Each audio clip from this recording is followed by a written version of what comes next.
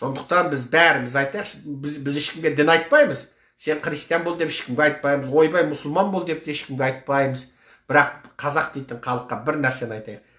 Ниетті дұрыстайықшы, жүректі дұрыстайықшы, жүректі таза ұстайықшы.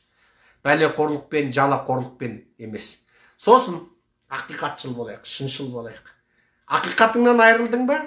Айтатын кезінде айта алмадың ба? Істейтін кезде істей алмадың ба? Ана жерде өзен ағып бара жатыр, өзенде біреу ағып бара жатыр, құтқар деп. Сен отырсың жаңағы крестіңе шоқынып, немесе тақаратыңды алып 5 уақыт тоңқаңдап намаз оқиын деп. Бітті, сен оны керек кезінде құтқармадың, бітті. Сенің тоңқаңдағаның да ол ешкімге керек емес. Шексіз құдіретке де керек емес. Құдай екі дүниені екі қолында ұстайтындарды ұнатады.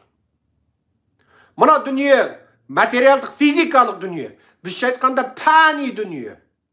Мына материалдық, физикалық дүниеде Құдай жаратқан материалдық, физикалық заңдылықтарды меңгеріп отырып, осы дүниенің өзінде неге күшті, қуатты болуға болмайды? Неге осы дүниенің өзінде Құдайдың ақиқатын салтанат құрғызуға болмайды?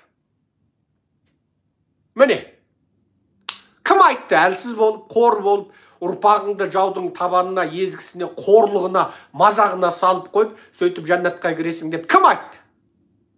Неге күшті, қуатты болып, барлық зұлымдықтарды жеңіп, және сол зұлымдықтардың ішінен адасып, сол зұлымдық ілесіп жүргендерді ақиқатқа қайтарып, дүниеде ақиқат орнатып барып, неге өмір сүруге болмайды? Міне қазақтарға айтатыным сол. Біз дінге қарсы емеспіз, діни теріс фанатизмге қарсымыз. Біз Құдайдың шынайы ақиқатын шын жүрегімізбен түсінушіміз. Біз егер біреуге зұлымдық жасалып жатса, Аллаға тапсырды, Алланың сынағына қойып бүйтіп, ана зұлымдыққа қарсы күреспейтіндерді иттің етінен жек көреміз.